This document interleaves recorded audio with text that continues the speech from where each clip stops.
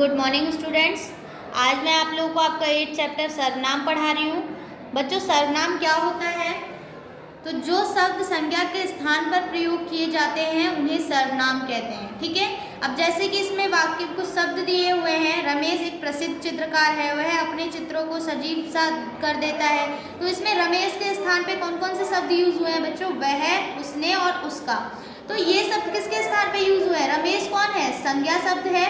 ठीक है। और इसके स्थान पे क्या प्रयोग किए गए? वह, उसने, उसका। तो ये शब्द जो है बच्चों वो क्या कहलाएंगे? ये सारे शब्द सर्वनाम कहलाएंगे। तो संज्ञा के स्थान पर प्रयोग किए जाने वाले शब्द क्या होते हैं बच्चों? सर्वनाम होते हैं। जैसे कि वह, वे, मैं, हम, तुम, ये जितने भी शब्द है वो क्या है? सर्वनाम कहलाते हैं। ठीक है। फिर नेक्स्ट है सर्वनाम के भेद। सर्वनाम के बच्चों 6 भेद होते हैं। पुरुषवाचक सर्वनाम, निश्चयवाचक सर्वनाम, अनिश्चयवाचक सर्वनाम, संबंधवाचक सर्वनाम, प्रश्नवाचक सर्वनाम और निजवाचक सर्वनाम। सबसे पहले आता है पुरुषवाचक सर्वनाम। किसे कहा जाता है? तो बच्चों पुरुषवाचक सर्वनाम कहा जाता है जब जिसमें श्रोता का बोध हो यानी कि सुनने वाले का बोध हो, वक्ता का बोध हो यानी कि बोलने वाले का बोध हो और किसी अन्य का, तीसरे का बोध हो, तो उसे पुरुषवाचक सर्वनाम कहते हैं। जैसे कि मैं, हम, तुम, वे आदि। ठीक है। अब देखिए पुरुषवाचक सर्वनाम के भी 3 भेद हैं। उत्तम पुरुष, अन्य पुरुष, मध्यम पुरुष और अन्य पुरुष। अब इसमें ही तीनों का भेद जो मैंने बोला बोध होगा, जिसमें वक्ता का भी बोध होगा, श्रोता का भी बोध होगा और किसी अन्य तीसरे का भी बोध होगा। उत्तम पुरुष में जिन सर्वनाम का प्रयोग कर्ता या बोलने वाला यानी कि वक्ता अपने लिए करता है। वक्ता किसे कहा जाता है बच्चों? बोलने वाले को कहा जाता है। तो जिन सर्वनाम शब्दों का प्रयोग वक्ता अपने लिए करता है उसे उत्तम पुरुष कहते हैं। जैसे कि मैं, हम, मुझे आदि। अब इसमें देखो वक्ता है, जैसे कि मैं हूँ, अभी मैं अपने लिए कौन कौन से शब्दों का प्रयोग कर रही हूँ? मैं, हम, मुझे आदि, है ना। तो ये जो होगा उत्तम पुरुष होगा, जिसमें बोलने वाला अपने लिए जिन सर्वनाम शब्दों का प्रयोग करता है। फिर आता है मध्यम पुरुष। मध्यम पुरुष उसे कहा जाता है जिन सर्वनाम शब्द का प्रयोग करता है या वक्ता सामने वाले के लिए करता है, सुनने वाले के लिए। ठीक है, उसे मध्यम पुरुष कहते हैं। ठीक है। अब जैसे कि मैं आप लोगों के लिए किसका यूज कर रही हूँ? कौन कौन से वर्ड जो आप लोग सुनने वाले हो, तो आप लोगों के लिए मैं यूज कर रही हूँ तुम, तुम्हें, आप आदि। तो आप लोग जो हो मध्यम पुरुष हो। ठीक है। मध्यम पुरुष सर्वनाम का यूज कर रही हूँ मैं आप लोगों के लिए। जैसे कि देखो तुम, तुम्हें, तुझे, हमारा, आप, अपने। हमारा शब्द नहीं आएगा बच्चों इसमें, आप और आपने ये शब्द आएगा सुनने वाले के लिए। तो इसीलिए ये मध्यम पुरुष हो गया। अब आता है अन्य पुरुष।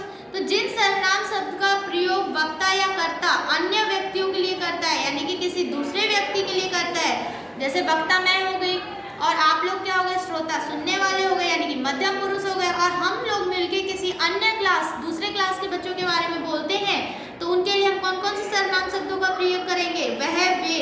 वह क्लास तो बहुत अच्छी है पढ़ने में, वह क्लास इस बार टॉप की है उस क्लास के बच्चे ने। तो ये जितने भी शब्द हमने किसी तीसरे के लिए प्रयोग किया तो ये शब्द जो होंगे अन्य पुरुष के होंगे यानी कि 3rd पर्सन के होंगे। ठीक है बच्चों।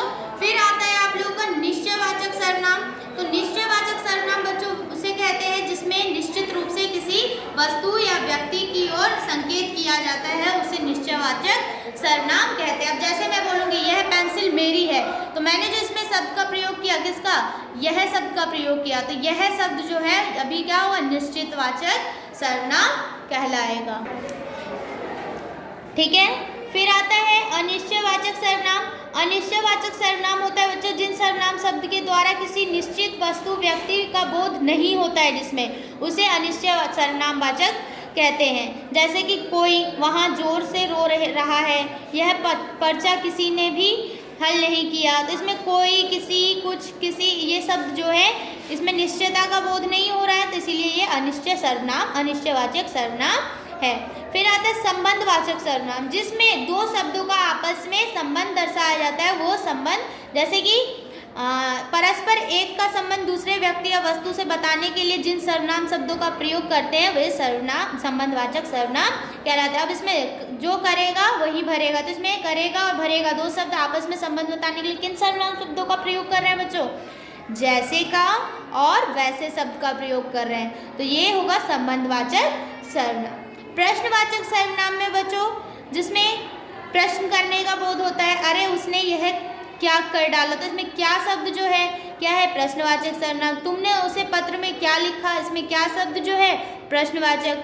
तुम कौन हो, तो इसमें कौन शब्द जो है वो प्रश्नवाचक है।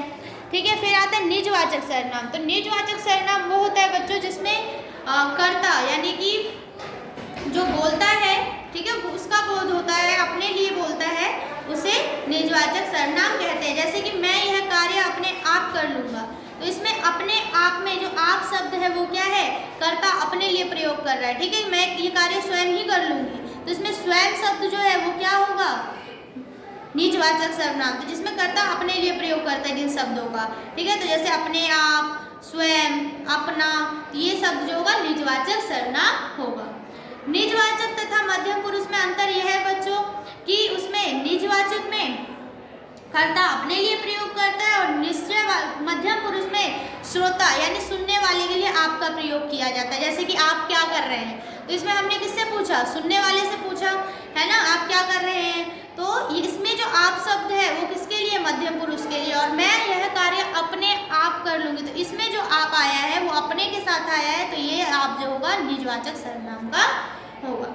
ठीक है, आप देखो बच्चों सर्वनामों की रचना दी हुई है, आप लोगों को ये एक वचन और बहुवचन में पढ़ लेना है अपने आप। और यहाँ पे कुछ प्रश्नवाचक सर्वनाम दिए हुए हैं, कौन, क्या, ये आदि शब्द दिए हुए हैं, ये भी आप लोगों को रीडिंग करना है। ठीक है, नेक्स्ट डे मैं आप लोगों को इसका एक्सरसाइज सेंड कर दूंगी और फिर लेसन 9 रीडिंग कराऊंगी। Okay, thank you.